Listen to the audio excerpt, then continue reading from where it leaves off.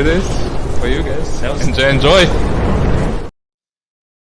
Welcome to We the Thunder. It's just me, Shooter, right here right now. Thomas Schooley has abandoned this podcast for another podcast right now.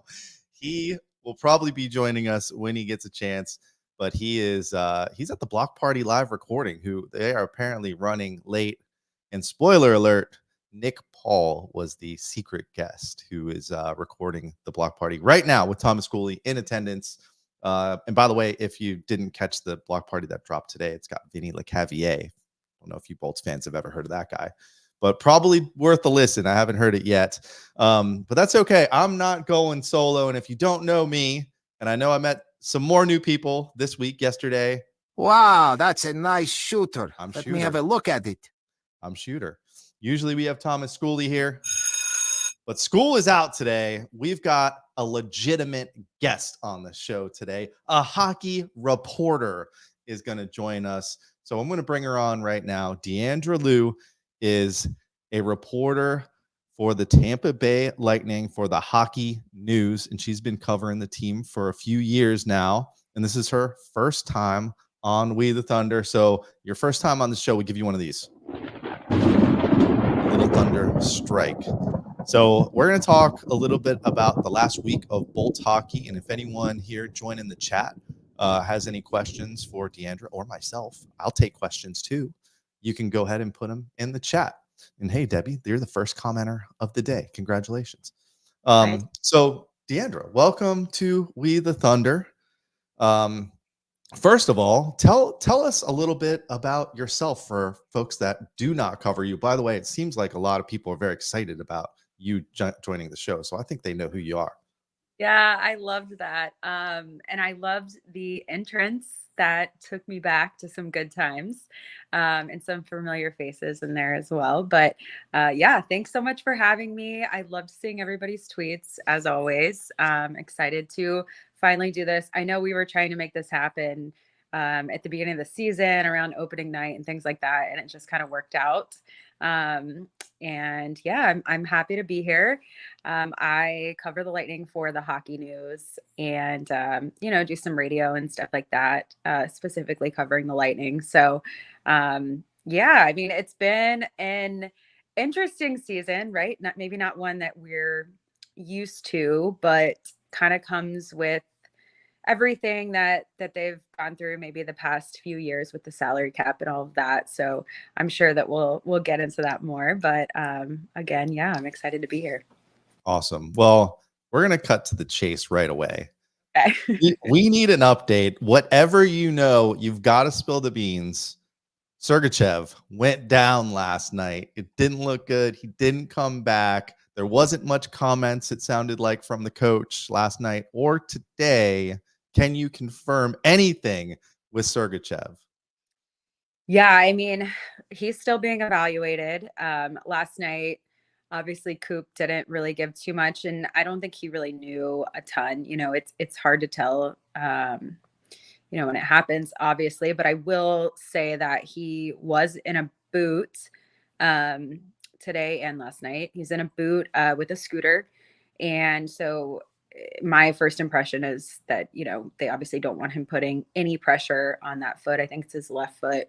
So we don't know exactly what it is. And you know how it is with hockey. It's hard. Sometimes you just never get an answer, but it's definitely something with his left foot. Obviously he blocked a shot. It did not look good. And so, I mean, he's in a pretty thick, sturdy boot. So, based when you look at it, I would say it's not likely that he'll be in the lineup tomorrow night against Vegas, which is a huge loss, obviously, for this team. But, it happens. It happens. We're kind of in the thick of it. And, they had a really tough road trip and this kind of just comes with the territory. So we'll see. I'm sure we'll know more tomorrow. Yeah, another guy that went down last night was Glenn Denning, but he seemed to come back. It looked like he was out there towards the end of the game, not playing, but at the very end of the game. Did they give any update on whether his injury was serious or not? Yeah, he wasn't at practice today, but he had just had a body maintenance day. I think it was kind of just, wear and tear a little bit. And so he'll be back. He got the day off. He's a hockey player. Yeah, he's a now. All right. So the last week of Lightning hockey, the team's been on the road for most of the time out in Western Canada, and they had some not so good showings and some good showings. So we'll start with the good. The game in Edmonton, you could say there was a little bad sprinkled in there too, because they took a 2-goal lead in the first period of that game. And then they lost that lead, which seems to be happening a little too often this season. And then they had that 5-goal third period where, we saw Stamkos get 4 goals for the first time in his career. Did you sense anything different with, Stamkos has never done that before. Did you sense like maybe this is something that's going to change kind of the locker room or with the team, or was this just another Lightning, comeback win where we just kind of went off offensively? Well, I think like wins like that, I think Edmonton was one of those games where they're going to mark that one and they're going to go back to it. And we'll see obviously this month, but that could have really been, I know that they lost to Calgary, but that's one of those games that lets them know like, okay, yes, we've lost guys, but we still have the talent to do this. And we can still come back and we can turn games around. Like if we make mistakes, it's okay. And we can push through and turn them around. And I think that's been one of the biggest things with the Lightning is, I know everyone's trying to kind of pinpoint what it is, like what's going on with this team and why is there a drop off from the first to the second period? They'll get a lead and then they just kind of let it go. And, overall, I think it's a mixture of things, but definitely that mental piece is important. And hockey is a momentum sport. And I mean, you can look at the stats all day long, but if you don't have the momentum and you're not in the right mental space, like, you're probably not going to win the game, because when it gets tough, in a team, for them, it's like it has to do a lot with the turnovers. They turn the puck over usually it's the second time that they turn the puck over and things kind of snowball. It's usually not the first time. I've noticed it's the second time. And so they really have to build that confidence. They kind of got to get their mojo back. They lost guys, obviously. Like when you lose a guy like Pat Maroon, that's your mojo right there, right? Because he's that guy that would always, and I watched it last season a lot, if they got down on themselves, he would just go in the locker room. It's like, what are you doing? Like, we're not feeling bad. We're not getting down on ourselves, and they don't have that piece.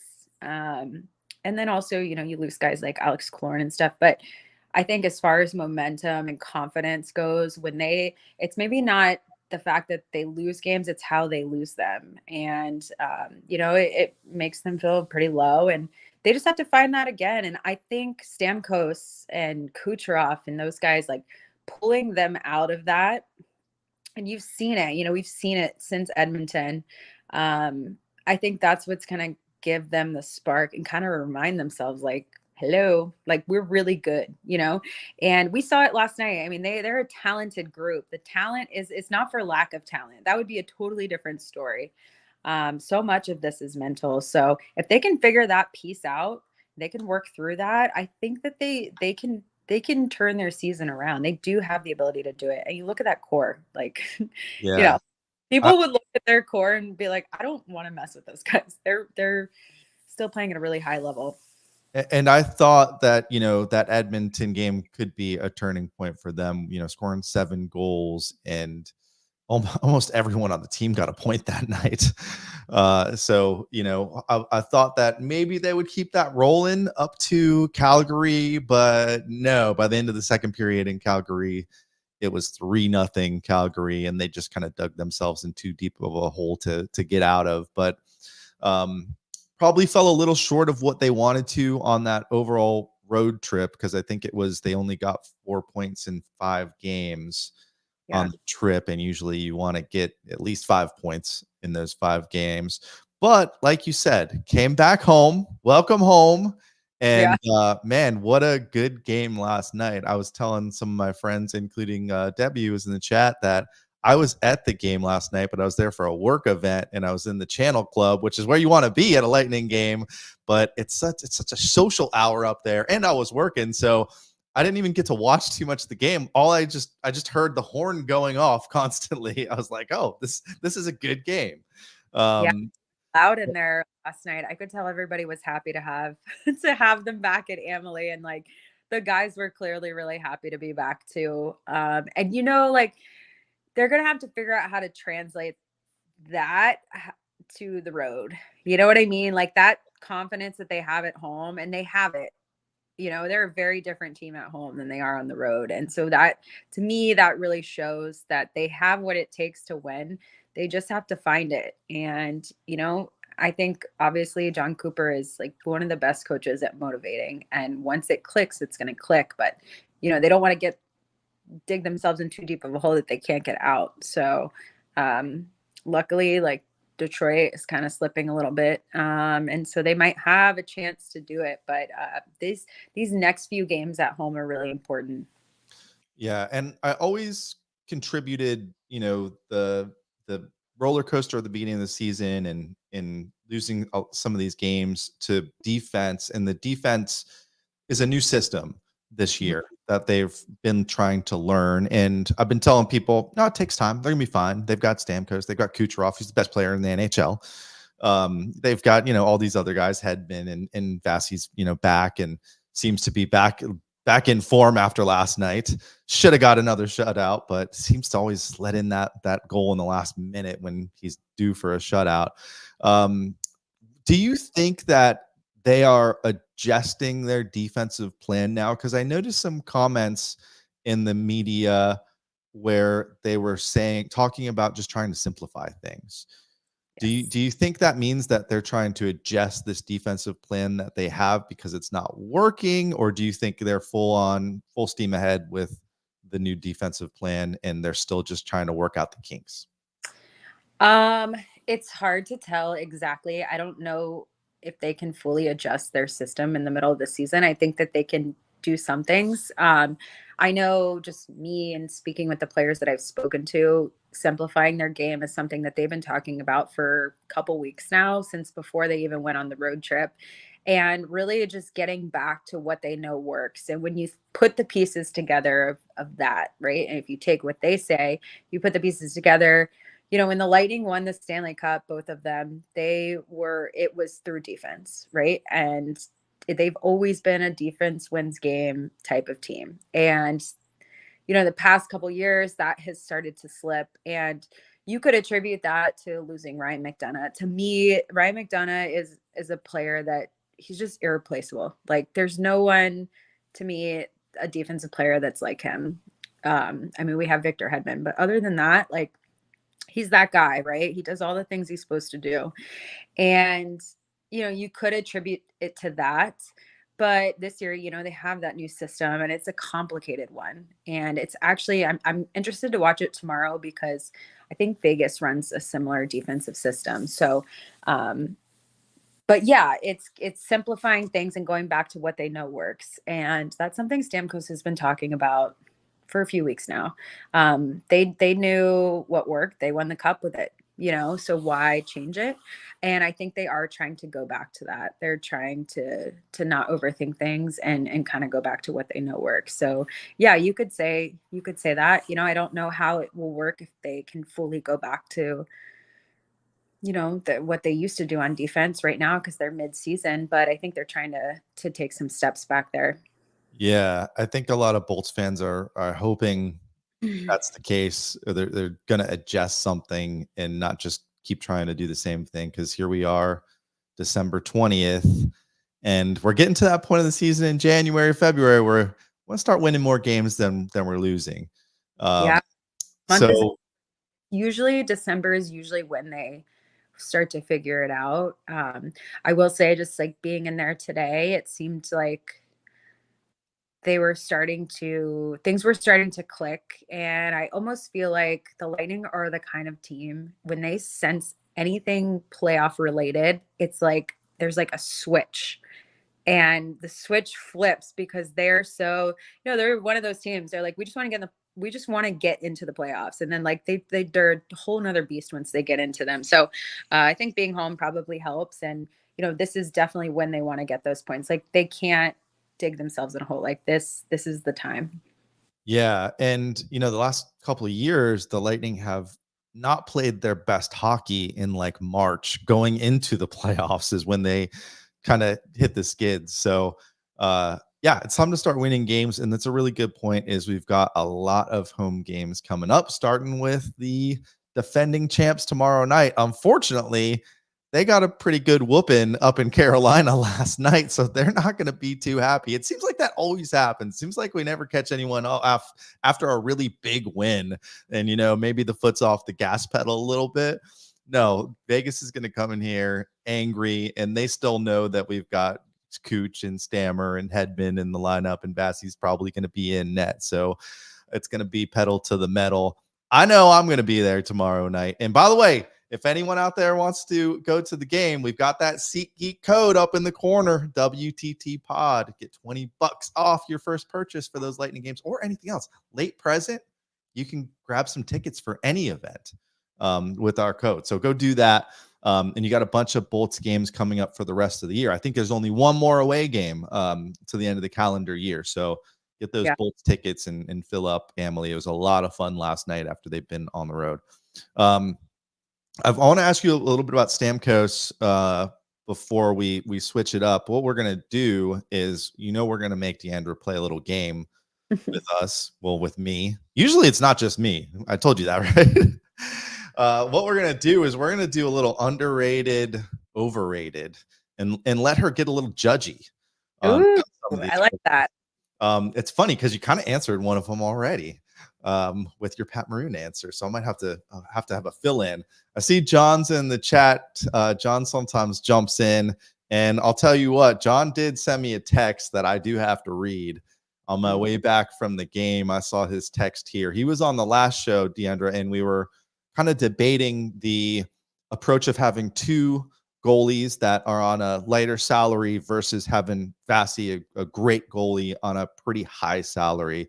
But here is a statement that I was given to read on the show titled "A Statement from the Fool." After watching the recent events during the Blues game, it has come to my new belief that Vasi is in fact worth every penny. I'm sorry for any pain I've caused with my words. I've decided to take a break from the game and seek treatment for cap blindness. So last night alone changed John's mind on if you'd want a Vasi versus, two mediocre, lesser paid goalies. Where are you on that fence? Are you all in on having a superstar goalie versus two maybe unproven goalies? I'm very in on having Vasilevsky and paying for Vasilevsky. They're like, no, John, I'm so sorry. I disagree with you. But I'm glad that you're turning the corner and you're getting the guidance that you need. But yeah, Vasilevsky is he showed last night, but he's showed, the past few home games especially, and also he just had back surgery, which is still mind-blowing to me. But he's the best goalie in the world by far. And when the day comes that I see you, John. When the day comes and they're in the playoffs, you want Vasilevsky back there. And you got to think too, the Lightning, obviously we talked about, it's been kind of a bumpy roller coaster type season. And when they aren't playing as well, who do you want back there? You want Vasi, so he's been able to save them a few times. But John, I appreciate your opinion. All right, one more question before we play our game and get you out of here. Steven Stamkos. Yeah. Not signed. Will he be in a Lightning uniform next season? This is your prediction.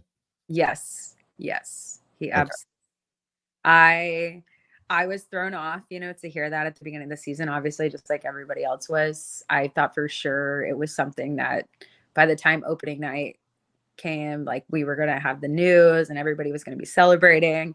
So I was surprised to hear it, but also watching this season, I also kind of can see it now as like, we really didn't know.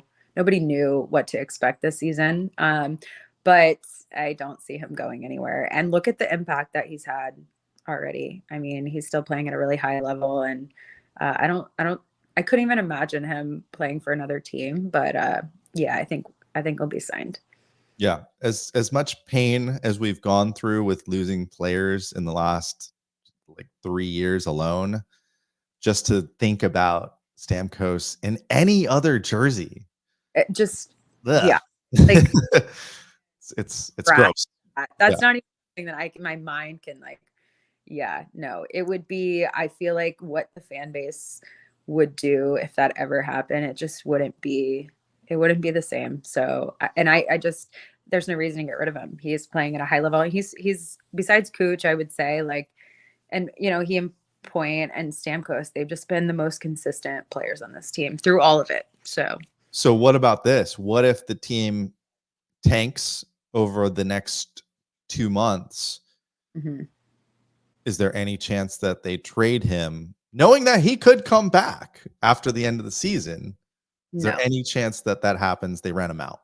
no, No chance. I've You heard heard. it here first, folks. Yeah, I've heard people say that a few times, and I just no, there's just not. All right. Overrated, underrated. I don't know if I need to describe the rules to you, but I'm gonna make a statement, and you're gonna tell me if it's underrated or overrated. You can give your reasoning behind that, or you can just say underrated, overrated. There's no pressure here, and I gave you some softballs, so there's nothing too bad here. Okay, good. I We'll appreciate start with outdoor hockey games like the Winter Classic and Stadium Series. it. Ooh, underrated. That's an easy one. Yeah, 3-on-3 overtime rules. overrated. I really could go without the 3-on-3. How would you change it? Because we've debated this one. Ooh, that's something I'd have to kind of think about, but the way that our overtime games have gone have fully changed my mind on how I feel about 3-on-3, because it's like if you don't win the face-off, that's it. Like that's it. You're done. Yeah. Well, it's changed since they first adopted that rule. It's changed like to become this whole possession thing, and it's not fun anymore. No, it's not. I agree. All right. Reverse retro jerseys. I know they're not here this year, but are overrated, underrated? Not just Okay, ours, just the whole concept. I have to say, I don't know if I feel comfortable saying underrated, but I will say that when they first came out, I was just like, my eyes. Do you know what I mean? And then as time went on, I kind of started to love them. And I know most people really love them. So maybe I'll say underrated. I'll say underrated. Even the last one that the Lightning had, the Storm jersey. People really loved that jersey. And, for me, it was the lightning bolts coming up the sleeve. If we could have just maybe minimized that, I would have felt better. But I'm going with it. They're underrated. People love it. I want people to be happy. So let's say underrated. All right. I think I know the answer to this one. Pat Maroon. He is, even though everybody loves him, he's not actually underrated. But the more love that Pat Maroon gets, he deserves it. So underrated. All right. Here's a good one. NHL All-Star Game. Ooh. I actually didn't go to the All-Star game last season, but my colleagues went and said it was awesome. And I think just the experience overall, and give a lot of access to the players and stuff as fans. So I'm going to say underrated. Okay. Poutine. Oh, I'm going to say underrated. Okay. So we can possibly find you at intermission at the Poutine bar at Amalie. You could maybe see me there. Yeah. All right. Here's one. And you've probably heard this. I forget what it was, a tournament or one of the leagues that it's actually doing this season. It's a potential rule that if you score a goal shorthanded, that cancels the other team's power play. Does that make sense? Wait, say it again. So if a shorthanded team scores, they're on the penalty kill. It will cancel the other team's power play. So you score a goal on the team that's got a power play. Not only do you score on them, but they lose their power play. I don't like that. That's overrated. It's overrated. Okay. Yeah. And I'm thinking of the game last night where, St. Louis, like the only chances they got were shorthanded. And I don't even want to know how that would go against the Lightning. So I'm going to say overrated. Gotcha. All right. The plus minus statistic. I know that it's, you know, it's not really a black or white situation. I know people don't love that stat, but as a journalist, I'm going to say underrated because it's something that we look at, and it kind of gives you an idea, especially with the Lightning this season. It's been kind of eye-opening. So I'm gonna say underrated. Okay. This is kind of a hot topic we haven't talked about on this show yet, but the Lightning in black jerseys. I love that. I saw a little peek of somebody posted something on Twitter of like, is this going to be There's a billboard. yeah, the billboard. I'm all about it. I've been wanting black jerseys. I think it's awesome. And They haven't been gone that long. like it's been long to me. I really wanted, instead of the retros last year, I that's what I wanted. So All right, last one. We're gonna keep this one holiday themed. okay. This one might be a sore subject for some people. Gingerbread. Ooh, it's overrated. I'm Yes, right answer. Right answer. Gingerbread. sorry. No thanks. I mean, I got nothing against a good gingerbread house. Yeah. But that gingerbread, nah. It smells nice too, like fresh. It does smell like gingerbread cookies do smell nice, but I would rather have a different type of cookie. So overrated. I'm a big cookie guy. Mhm. All right. Well, we will get you out of here. You've got a job to do. You've got deadlines to hit. But hey, thanks for jumping on. Tell the people where they can find you besides us retweeting you today and whenever you have all those good takes. Yeah, I mean, obviously you can find me on Twitter, which you posted it, so my handle's on there. And then I also do NHL radio, usually on Saturdays, and kind of rotate through the week, but do Lightning coverage specifically on there. And then ESPN Southwest, I do Lightning coverage as well. So kind of a mix, but yeah, I'm always active on Twitter. I love interacting with all of the Lightning fans, and I love hearing their takes and some of the things that you guys know the team well. So I love reading all of it. And I kind of take some of that stuff too when I'm asking players questions. I know what fans want to know and what they're looking for. And I try to get those answers. So yeah, I've loved meeting everybody. Awesome. Well, hey, we appreciate it. We appreciate you coming on. And hopefully this will be the first time of many, because you are always welcome to jump on. So maybe we'll get you later on this season Yeah. as we approach the playoffs. I was gonna say a little playoff appearance. Yeah, let's fingers crossed that happens. And yeah, I would love to come back on. Awesome. Well, thank you for coming. We'll let you go with another thunderclap. There we go. Thanks again, everyone. Say goodbye to Diandra. And I guess it's just me now. You get to take the show. Maybe your All buddy. right. So long. All right. I don't think it's ever just been me before. I know it's been Stash by himself. I know it's been Schoolie by himself before. But you guys have never had me. And I got to give a shout out to Instagram, because I think we are live on Instagram for the first time ever. You can stream to Instagram now. So hello, Instagram. How are you?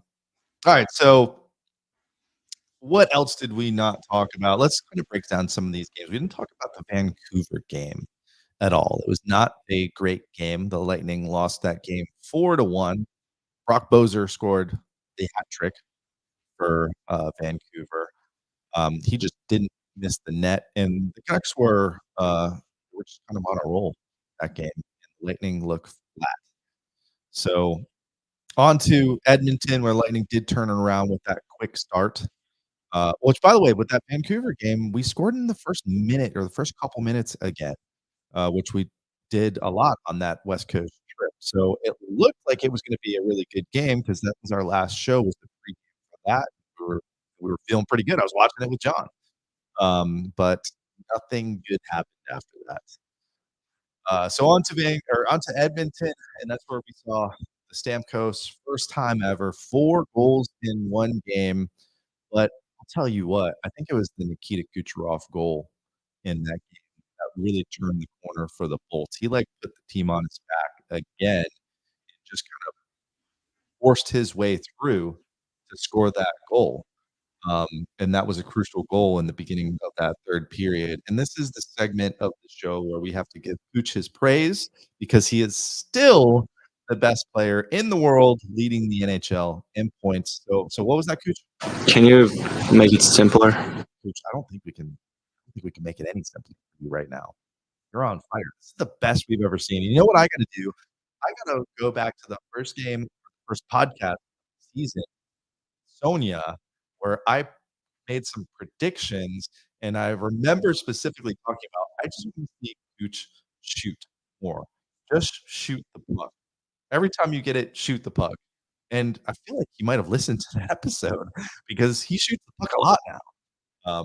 Not getting as many assists, but he's scoring way more goals now, and he's still racking up the assists too. I think he had another well, he had 2 goals last game. He must have had an assist or 2 as well. So Cooch is on fire. But yeah, the Stamkos 4 goal kind of stole the spotlight of that Edmonton game. They did let McDavid score a goal in that. If you remember back when Edmonton was here in town, McDavid or Draisaitl did not score a goal. I don't think they even registered a point in that game. Um, but McDavid did get on the board in Edmonton. And then the Calgary game, you just can't go down 3-0. You're not going to come back usually on the road from a 3-goal lead in the third period. And there were a lot of goals that were way outside of the blue lines in that. So again, the struggle with Bassey with these long shots that kind of started in the playoffs last year, just sneaking by him. I think the exception to that was Calgary's last goal, which is really a backbreaker because the Lightning were on the verge of tying it up. They came back and it was 3-2. And then that 4th goal was just kind of like a jailbreak. I think it came from behind the net to score on Bass goal. We had Stamkos hit his 200 career power play goals, all with one team. Pretty exclusive list of players that have done that. Nick Perbix hit 100 games, I believe, last night. And as we talked about, the black jerseys are coming back. So we had heard that the jerseys that they were going to wear this season, the third jerseys, were going to be basically just throwback jerseys, the old black original jerseys. But as people have started to see, the billboard around town is a black jersey or black background with a blue lightning bolt, current lightning bolt. So it sounds like we're going to get a third jersey at some point this season. I would imagine it's going to happen pretty soon here because I'm sure they're going to want to sell a lot of those. But we knew that the last year, and I guess it's been the last 3 or 4 seasons, those black jerseys were going to go. So hopefully the new ones just they kind of just look like they're going to be a blue number version of the last black jersey. All right. Well, Thomas Scully was supposed to call in, and he was at the block party recording. Nick Paul was the guest tonight, live recording, and he was going to jump on his phone and call in, but I'm guessing he's having problems doing that. So stuck with you folks. Anyone out there have any questions? Want to dial in? I think we've got the phone connected if you want to dial in, but we'll give it a couple more minutes and go through the upcoming schedule and take a look at that. And if not, this will be the last We the Thunder of this season. We're going to take next week off. So maybe Thomas will come on by himself. I think the plan is to take next week off and then come back after the new year. And don't forget, you have a watch party that is going to be, we pull up that link so I can get it out to you guys, because if you RSVP to our watch party, you'll be in the drawing for a signed Cigar City Ally mini stick, which, by the way, I didn't crack one open tonight because I don't know if you heard earlier, I was at the Channel Club last night had a couple of cold ones, so I'm taking the night off. But High if you get their mixed pack, or if you go to the brewery, they've got some different High flavors and the Low Lie. And man, this peach white oak version is so good. Saving this for tomorrow though. But anyway, I was gonna pull up the link for our event, which is, I believe, January 6th at Cigar City Brewery. And that is not the one that is at the stadium. This is gonna be the Cigar City on Spruce Street. So it looks like we've already got quite a few people that are of RSVP'd. A lot of people on the fence, though. That's what you see a lot with these Facebook folks. A lot of people on the fence interested. You gotta RSVP if you want our signed mini stick. And by the way, if you come, there will be more goodies. So I'm gonna put in the chat here, and if you're a podcast listener, I'll put this link in the notes for the show. But go RSVP. We're gonna have a really fun crowd that's there. We might have some surprises with people that are going to join us there. But I can tell you, we will have some free appetizers. So we'll feed you a little bit. By no means will this be your full dinner meal. So I would urge you to look at the menu and see what else they got at Cigar City. But your first drink, your first beer or cider will be on us. So if you show up, you get that first drink on us. So it's going to be a good time. That will be versus the Boston Bruins, and that is Saturday, January 6th. The puck drops at 7:09. We'll be there 6:30ish, and it will be in their back room. There's no I asked if there's like a cool name for it or something like that. There's no cool name. So it's back room, and it is limited space. That's why we do want you to RSVP, because once we get over their official, fire code limit, you're going to be stuck on the outside looking in, or they'll still have on, so we'll be good. All right, so get registered for that. We will have some surprises. We will have some giveaways for that, and then some raffles for the intermissions.